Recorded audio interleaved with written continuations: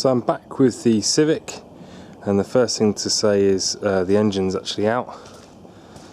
You can see here, no engine transmission in there, and you've seen me do this several times before, but the main points were really just to take the drive shafts out.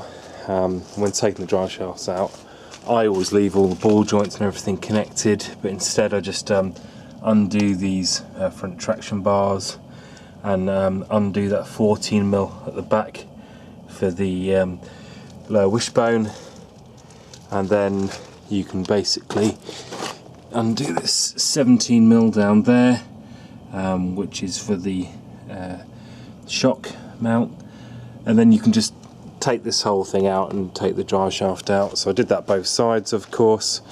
You've got the gear linkages. I'd already taken the whole cylinder head off anyway, so things like the exhaust manifold were most of the way off. I just had to obviously undo it from the midsection back, and then you just had a few odds and ends in terms of wires and coolant hoses and stuff, but all this I've done a million times before, so I didn't really have it on camera. And also my other excuse for not filming it is because this trusty camera, the camera I've been using for all the videos up to this point, HCW570, has died. So I've had to buy myself a new camera, and I can just tell you, I'm just looking on the side here, this one's an HCV700, so they look actually remarkably similar. So I wonder if I could kind of see in the reflection, just a handy cam kind of thing, similar to this, but it's a slightly better one, but it's got a second hand. So let's see what that brings for me, see if I can keep this one in better condition. So anyway, engine's out.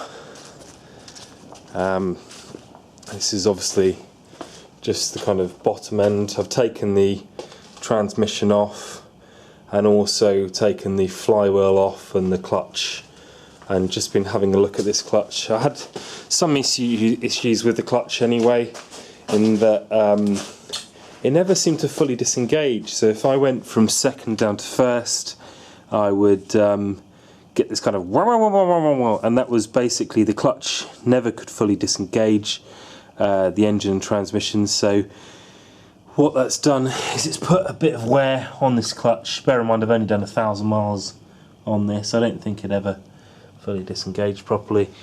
So, you know, that could be lots of different issues with that. My clutch cable was properly separating, was properly adjusted, I should say, but I could never get proper disengagement.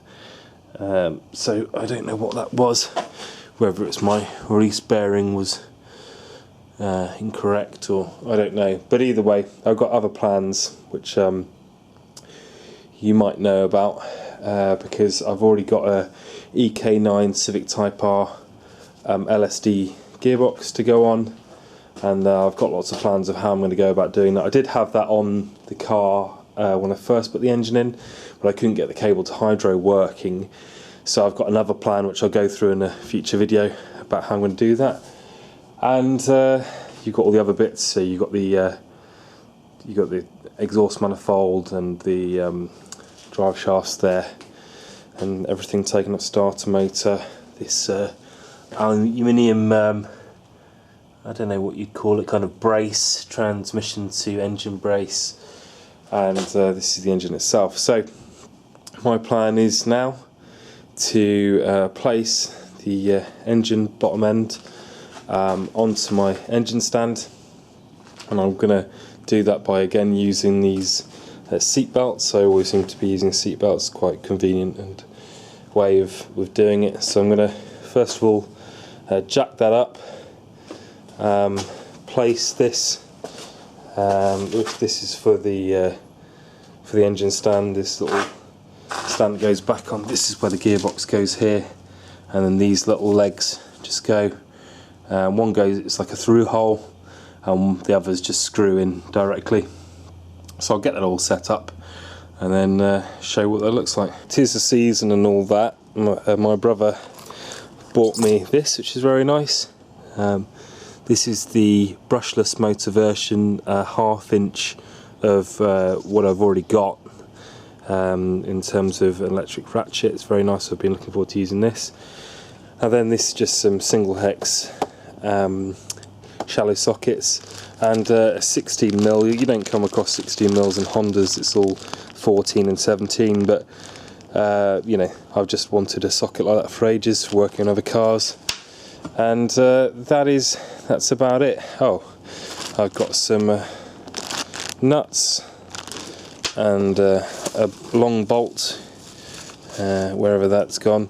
Long bolt as well for the through bolt, and I can put this engine on the stand. Okay, this is the engine stand spider, if you like, on the engine. And what you need to do is make sure you get the right bolt threads or bolts to go in this. These are M12 by 1.25. This is a little bit long, so it's only got that far to go into the actual engine block, so just make sure you don't bottom out any bolts. So I've got some washers on here, not ideal, but it'll be fine. And then I've got some other bolts here at the top, and then I've got a pass-through bolt here. So I bought that, I think that's about 150mm long, and it's got a washer and nut on the back of there. I think ideally I would actually, instead of running this one, I would probably have one down the bottom which is a pass-through as well, but I don't have one of them right now, so just have to move on as we are. It's fine as it is. So what I'm going to do now is just jack the engine up, and then because we're already on this little spider thing, I can just turn the engine round and place it on the engine stand itself. It's worth saying that after you tighten these 17mm down, you need to tighten these up, which are 22mm, and you want to try and make sure, ideally, that this bar is kind of in the centre of the mass, which would be around the kind of crank line or in the middle of the block here. So that just stops it being really top heavy, so it swings back round. But to be fair, when the head goes on, it's going to move the centre of mass higher up anyway, so that's where I've kind of got it. And you can only have it you know, certain places, because of these arms don't move wherever you want them to go anyway. So anyway, I've done those up, we're pretty much ready to go. I've got these strops in place, and I'll just put you on the stand and then show you what this whole thing looks like.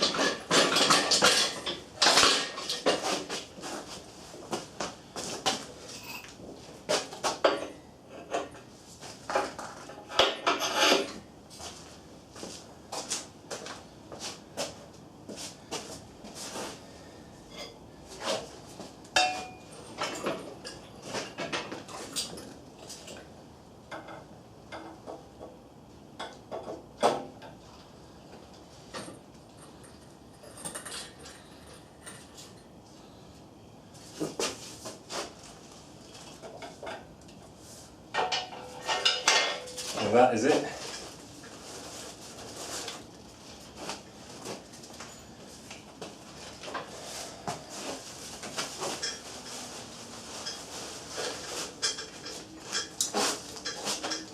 So now the engine's on the stand, I can pack away the engine crane. So here we have it. I've got the engine stand and this just goes in this hole here to stop the whole thing rotating.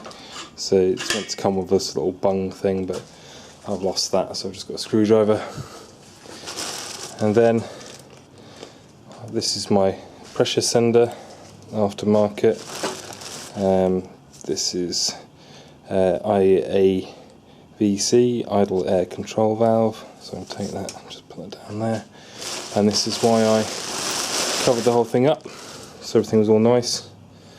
And then all I need to do really now is just take it to bits and just make sure I know where everything goes. But I've taken this to bits a few times and other engines, so I think I know where everything goes.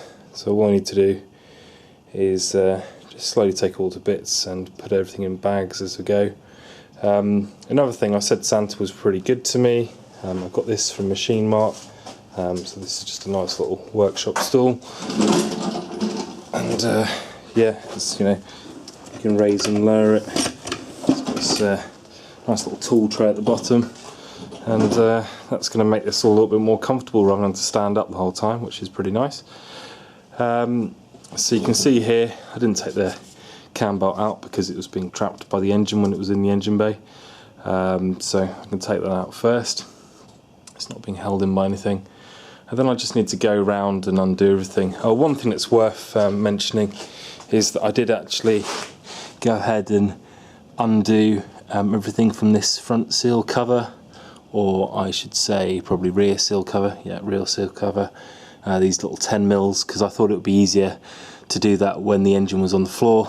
And I'd taken the flywheel off, so I've just undone that. It's just stuck in at the moment, but it will come out quite easily.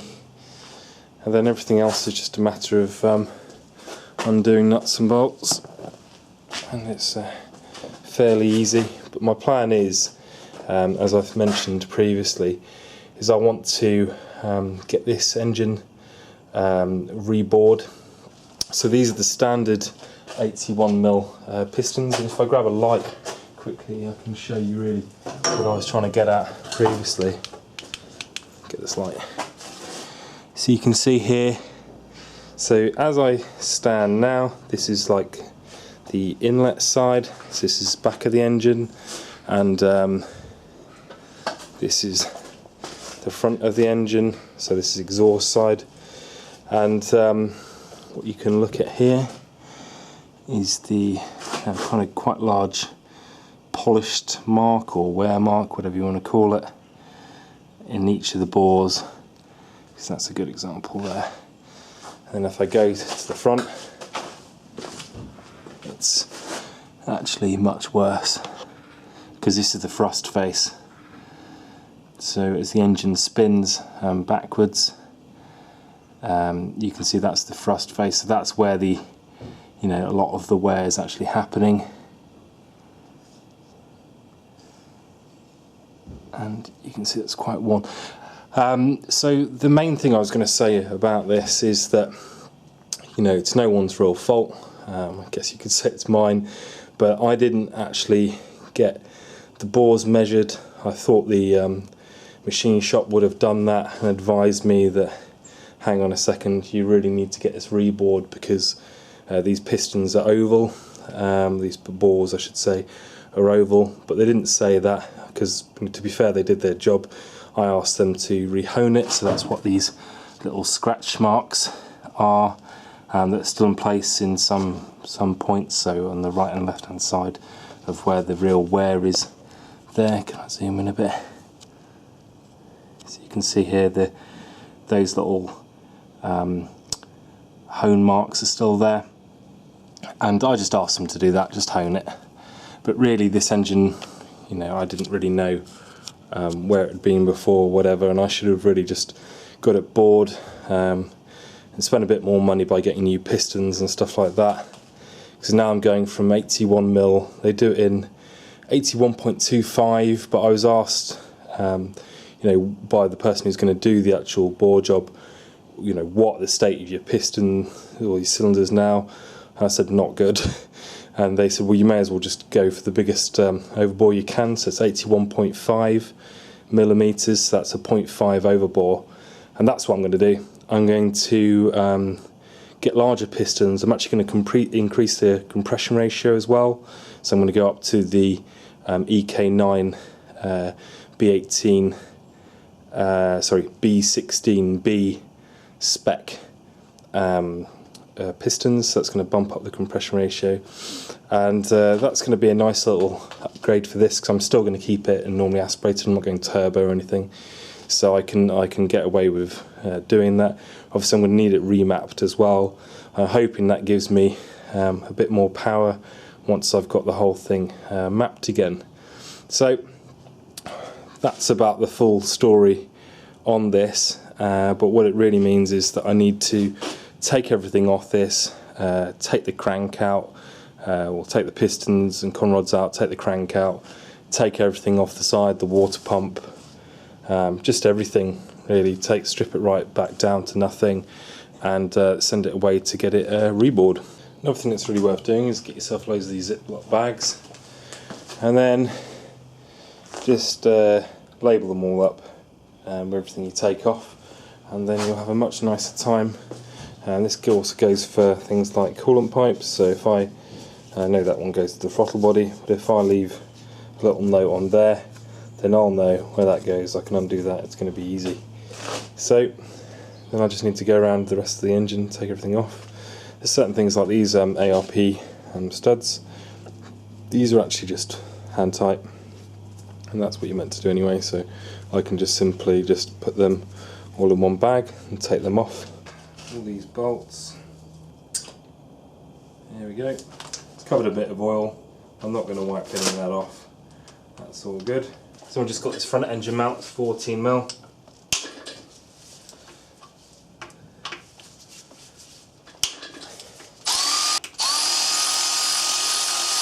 This alternator,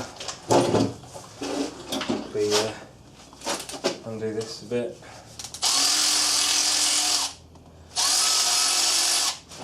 It's loose. And the 12mm at the top here. Just hold the nut. So that can just go back in there. This 14mm at the bottom, just take that one out.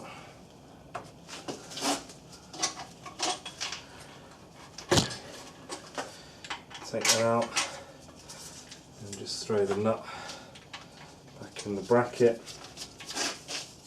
Put the alternator down here, and just got the alternator bracket itself, again 14mm.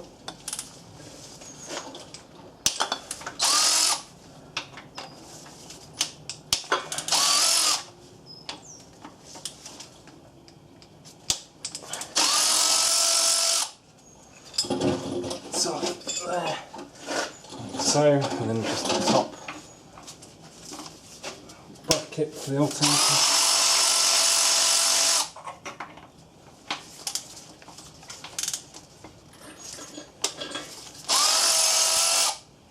So now I'm just going to make sure there's no oil in here.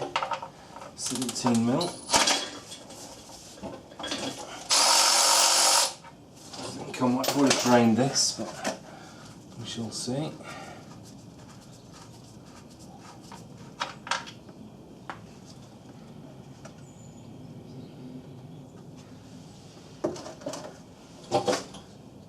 Clearly I didn't.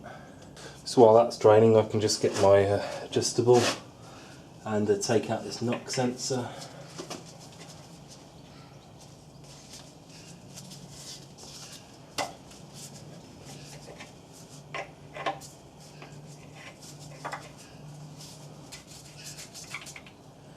There we have it. You can see just an accelerometer. I'm going to take off this idle air control valve.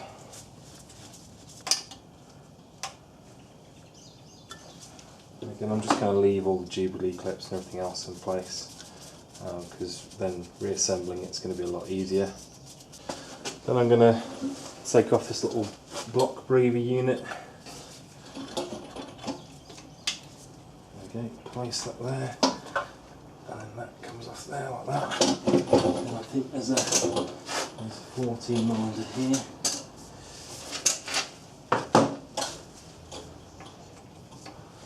$14mm bolt just below here.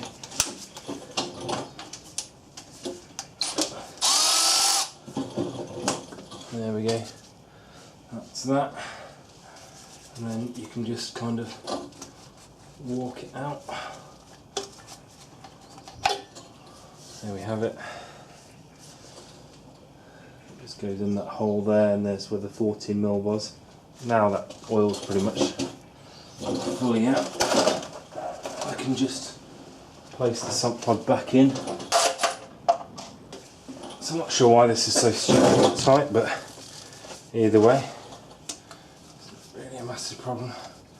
I'm going to replace the filter anyway, so I can just use the pincher tool. 1/16. Okay, it's out of there like that. And then that is there. So I'll try and keep all of that together like that. Right, this little water pipe thing, just you can just kind of ease it out, this back and forth motion. It has actually got an O-ring which stops it.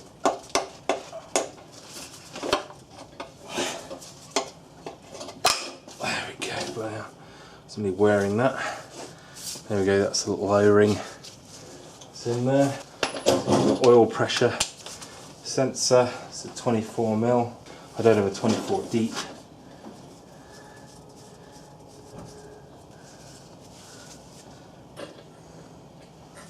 So I'll just take that off the old-fashioned way here. It's a little bit tight because the RTV's still in there.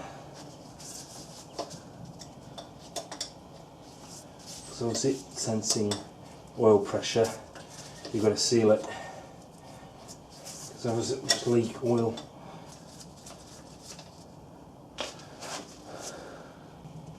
And this is a little coolant pipe, it's 14mm, goes around this. You're probably better off taking everything off the cam off. Gearbox tensioner set up on yours.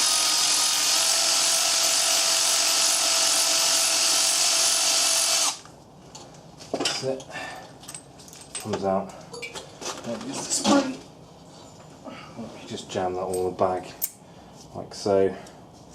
That will be nice when you come to need to put it back on. Now this is really important.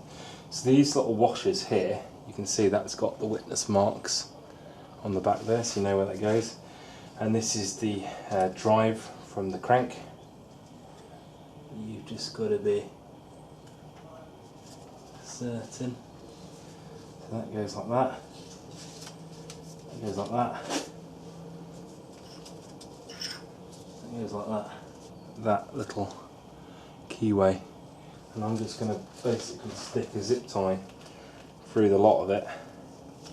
And that way I'll know which way round this thing goes. You see there's a mark, timing mark at the top there. And a time mark at the back, actually, to be fair to it. But it's a much cleaner mark. I've just got a pen and just put outer and inner. Just another little thing, so I'll be more organised when it comes down to it. Okay, now I've got the water pump. This is just on 10mm.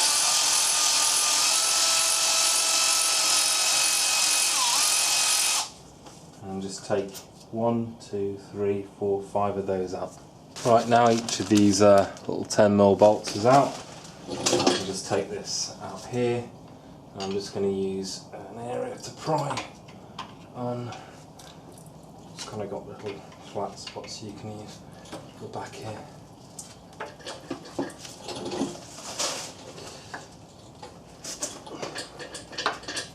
There we go. That's the pump, and it's still in really nice conditions. Of course, I'll clean it up and use it again. And again, I'm just going to chuck it back in here. Give it some nice nick. I'm just going to wipe off any excess water because I don't really want that just sitting in a bag and rusting anything.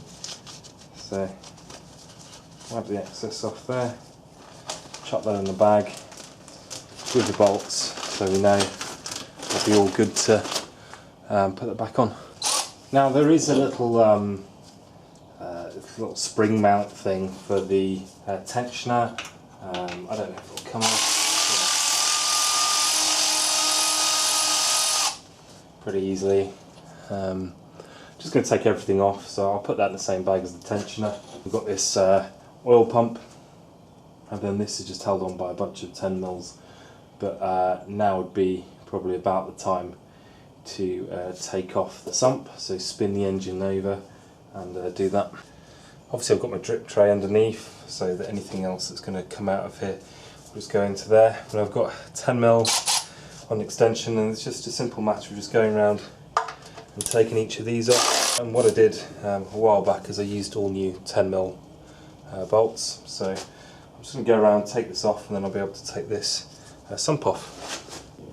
So there are 11 bolts and 8 little nuts, which you can see in there.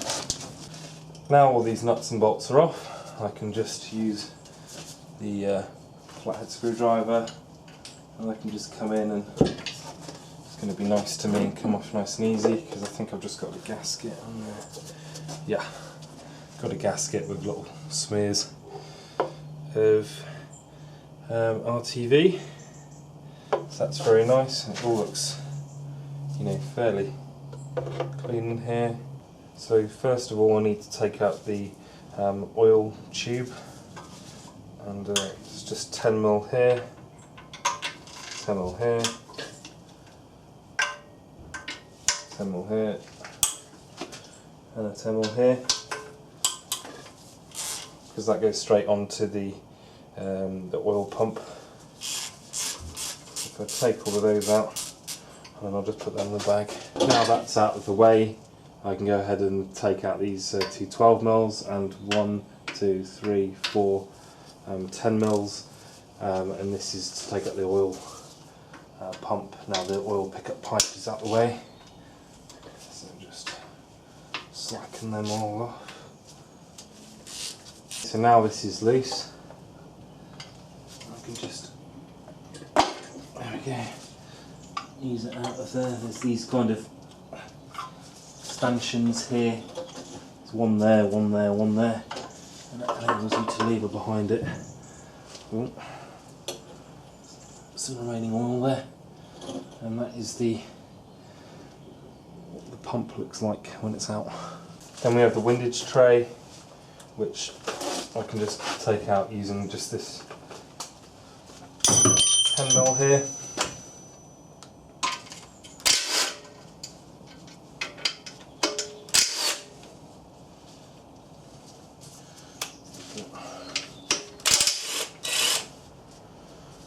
And so on, and then just pop out these 1, 2, 3, 4, 5 bolts and 1, 2 nuts, and that removes the windage tray. And now you're really seeing the whole engine. So this is obviously the girdle at the top here, and now I'm taking this whole thing to bits, so I just carry on really. So now I'm ready to take these pistons out, and with the conrods obviously connected. And what I'm going to do is, this is as you stand in front of the car, the transmission's there, the exhaust manifolds at the front here, and the inlets at the back, so that's why it says in there. And how you number these is going from the front of the engine, which is furthest, if you like, away from the gearbox, and this is the front end accessory drive. So this is number 1. Okay, so what I can do is I can number these 1, and I'm going to put 4 here. And I'm going to change these pistons anyway, but it's just a good thing to do to make sure, so you get rid of all the oil or whatever's on there. It's a good thing to do to make sure you know which is which when you take them out. And then you obviously turn the engine anti-clockwise. Again, just clean up the head, top of the piston, and then put 2, and then 3. Okay, so now I've done that, I can again rotate over. This has been sitting all night, so it's not going to leak anything else much more than that. And I just need to then undo each of the conrods. So what I can do is I can get to the conrod nuts here. I'll do that next. So the first thing I'm going to do is undo these 13 mils.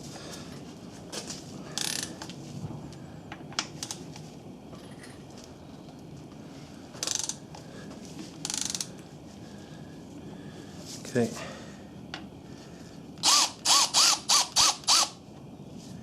And it should be that you just take the cap fully off. So if I have it like that, I can just use a mallet, but I might just tap them down. See, the conrod's gone down there. And then I'm going to grab 2 little rubber hoses to go over the exposed threads, and that is because then when you take them the right way down, you don't want to scratch anything as you go. Right, that's the 2 nuts off there.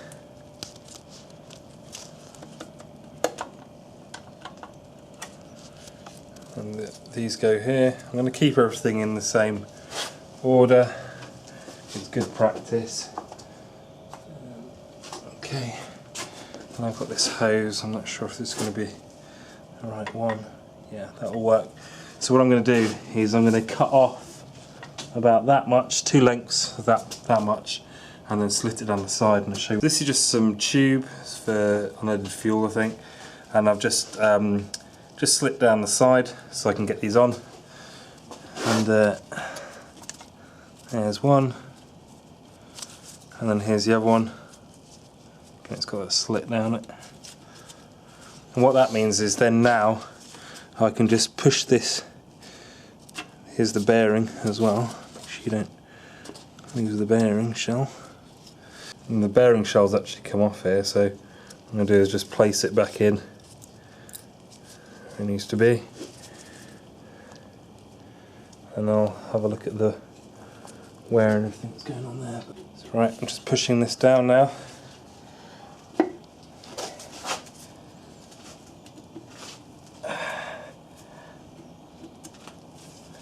And then, see if you look below, Andy.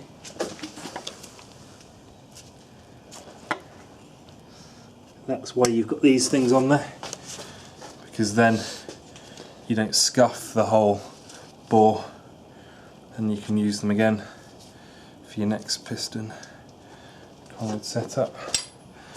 So again, you see there's the little tab here, and what I'll do is I'll just put the tab, it goes tab to tab.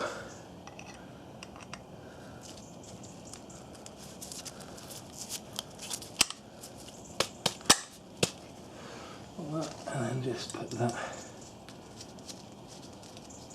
on there and on there.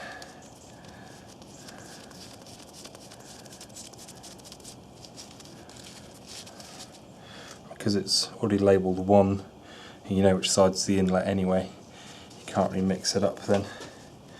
Although I probably will number my conrods as well once I've finished. Then you just repeat the process for the next. It's number 4 actually. Right, then I need to spin the engine anti-clockwise and then to about there, and I can undo these 2 slightly, and then to about there, undo these 2. Right, you're going to catch it, Andy? Whoa. Bearing's still in there. Didn't end up in the pot soup. of oil in the soup. Wait a sec, Andy. Where is You're it? a bit premature with it. I'm trying to get this bearing cap out. Oh, sorry. This one. Can you feel it? Yeah. Right, cool. That's the last of the pistons out then. Yabba dabba doo. Taken the bolts out the crank nose, and then I need to take obviously the crank out, and there is a torquing sequence, which is this one: 1, 2, 3, 4, 5, 6, 7, 8, 9, 10, and there's also really an untorquing sequence which is backwards of it, so it basically you're working from outwards in. So I'm going to undo that one first. So just grab 14 mil.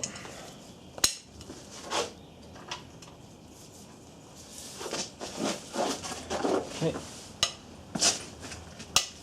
And we'll just do baby steps, kind of 1/8 of a turn as we go, just to remove the slack.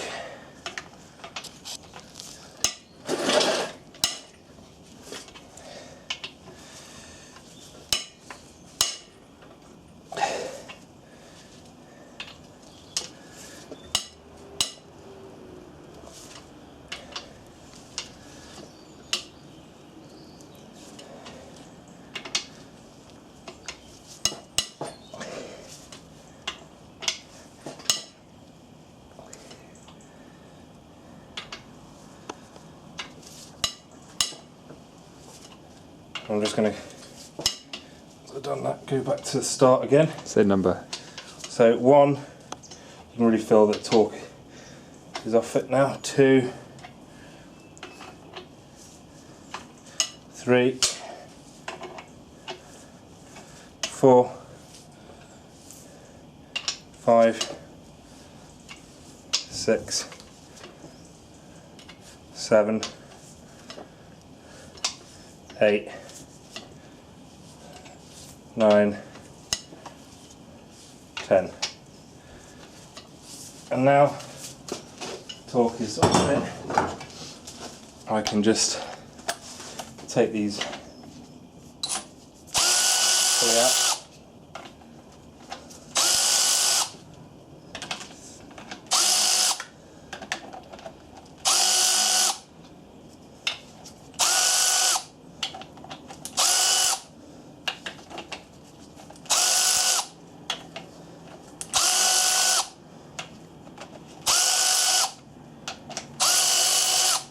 I can just whiz these right the way out, and then obviously I want to be making sure I get at the caps and the girdle and place them over the bolts still in there. So just give this a couple of light taps with a rubber hammer, and then it should come out there with the bearing. Okay, do you see that has a 1 and an arrow? And again, that's leading to the first piston, so it's quite nice they point all out for you. So that one's off there. And I've got this this girdle.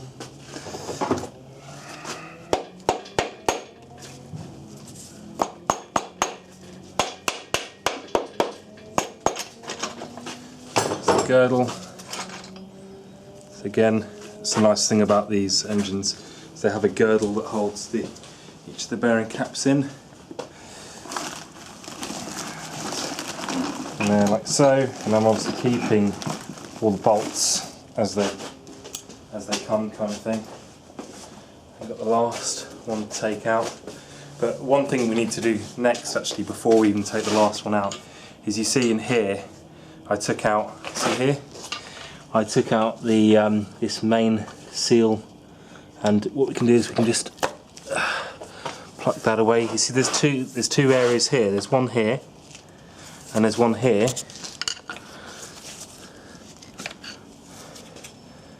I'm going to use a new main seal, but it's actually in quite nice condition, so I can just set that down somewhere. It'll be here for now. Okay, and now I've taken that rear seal out, I can just, it's kind of loose. It's coming out. Okay, and that's the bearings in there. And again, that's got a 5 in it and an arrow. Just put that in there. So that's all of that. Happy.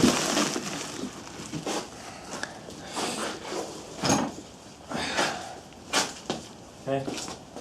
Then we obviously have the crank itself. It's free to come out. I'm going to just put that box on the floor there. The bit in the bag? I'm going to put it in the bag first, yeah. So, crank. Just be careful with this. Catch of the day. Catch of the day. There's 2 bearings I'd like you to grab. Okay. That bearing, you can set it back down in there. In here? In the block. In the block. In the block. So there's that one there. And this one, if you could just, got it? Yeah. Put that there. Alright. Then if we can put this crank in the bag, set the bag on the floor.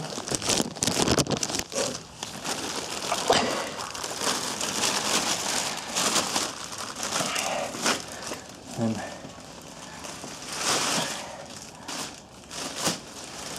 I can basically put some tape and just wrap this whole thing up like that.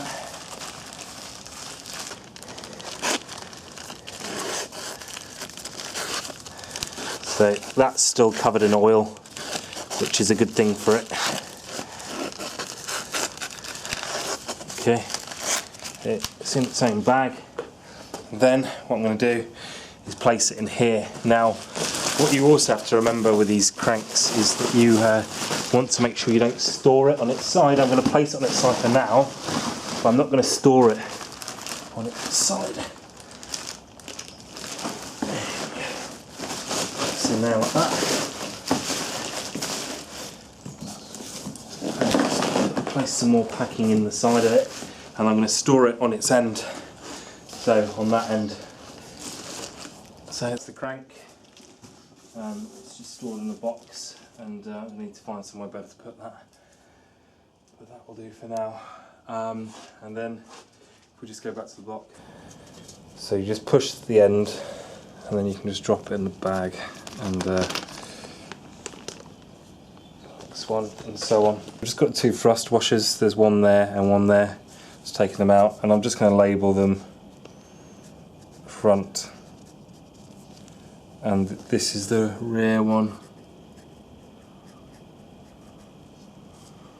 So this is the thing that stops your whole crank being moved when you're changing gear. So there you go, that's out there. The block is pretty much stripped. The last thing is these piston cooling jets or PCJs. It's a 10mm on there. And I'm just going to undo each of them in turn.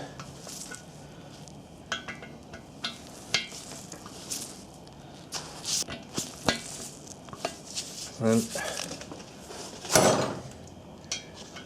just take them out.